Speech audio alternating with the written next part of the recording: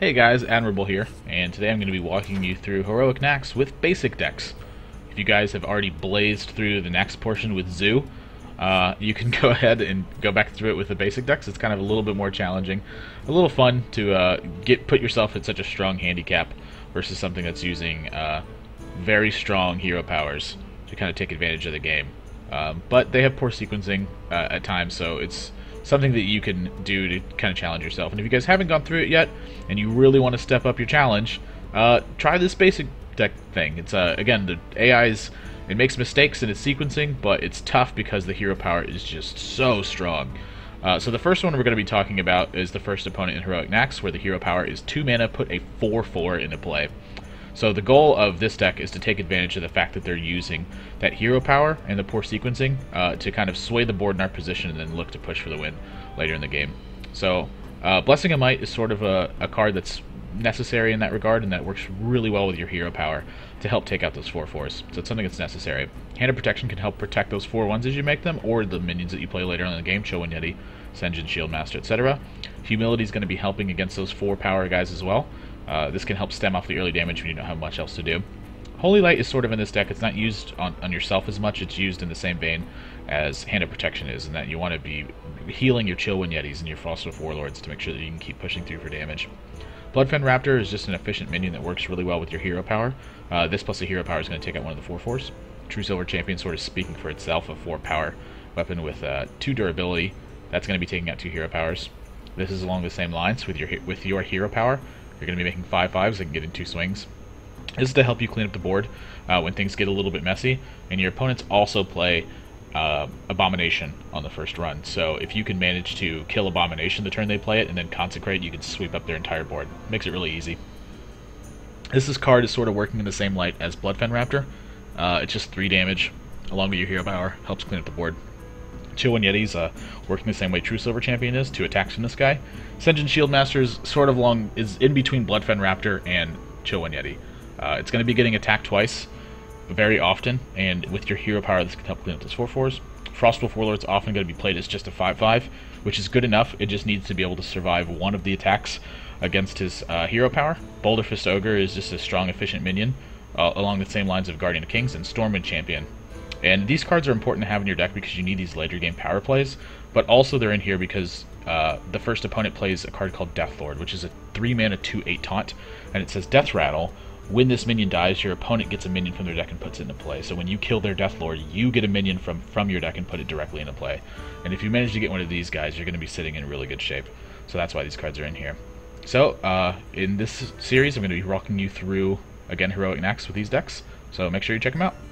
This is going to be the first game in the Heroic Naxx walkthrough with basic decks only. So you're going to select Anub'Rekhan, and of course you're going to just use the basic deck that we just built.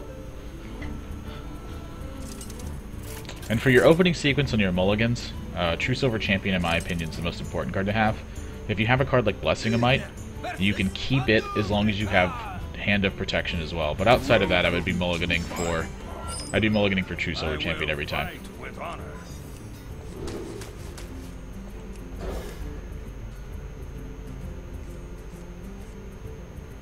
Bloodfen Raptor is also a card you can keep in your opening hand because it just has such good synergy with your hero power. There's a few different sequences they can open up with. The one we're hoping that they don't open up with is Coin into hero power, and then hero power. Alright, so this is actually the best opening. I think this is the Coin Death Lord.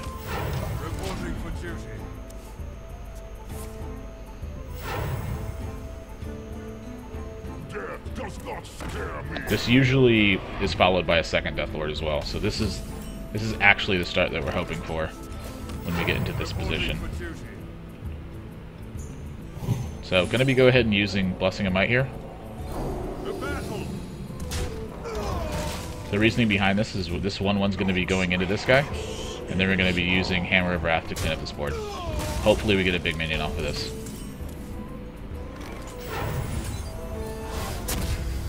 Job's done. Oh, champion minion, that's huge.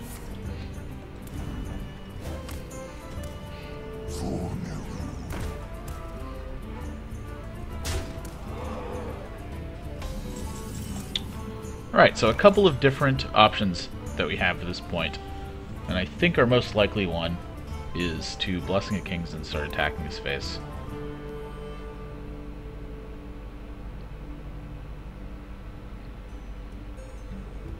The only issue I'm seeing with that is if he Frostbolts.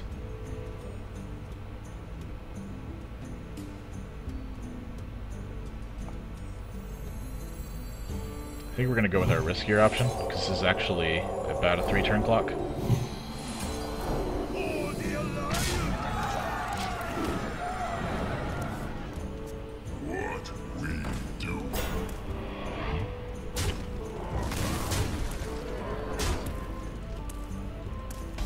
Solid play by him, but unfortunately, we have humility. So we're going to go ahead and use Consecrate here as well. He's going to often have Shadow Bolt or Frostbolt in this position, but this guy got in a significant amount of damage and really yielded us a lot of board presence. Go ahead and play Guardian of Kings here. You want to get the expensive cards out of your hand first.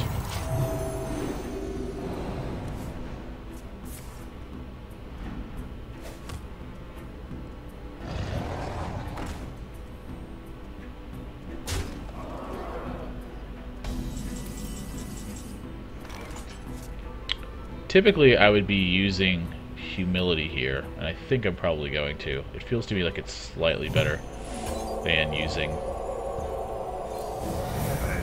the Hand of Protection. Keeping all these minions off the board, pretty important. Hero Power and then Frostwolf Warlord.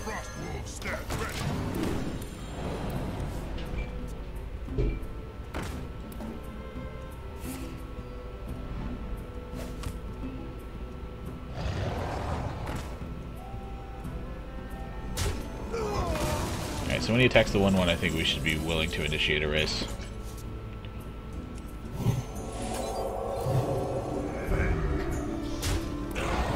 But this guy's too valuable to not kill.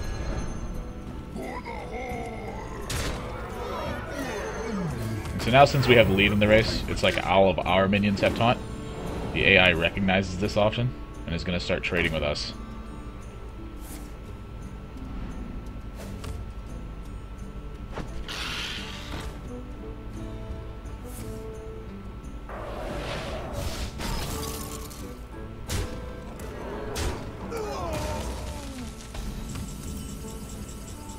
Interesting choice there. 4, 8, 12, 17, 18. Actually would die to a couple of cards. The responsible decision, of course, would be to kill his minions.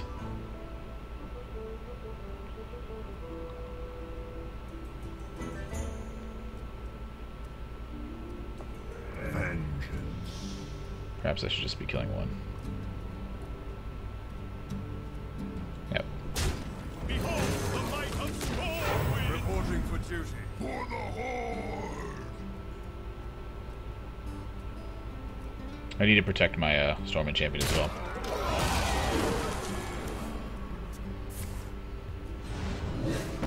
The important thing this turn is that he doesn't have Locust Swarm. Locust Swarm is a 7-mana spell that deals 3 damage to our board and restores 3 health to him. And that's the one we're really trying to avoid.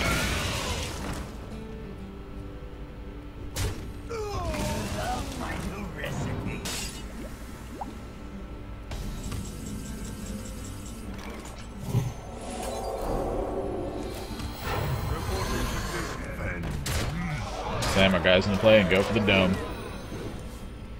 Just a little taste. We've been top decked by the AI.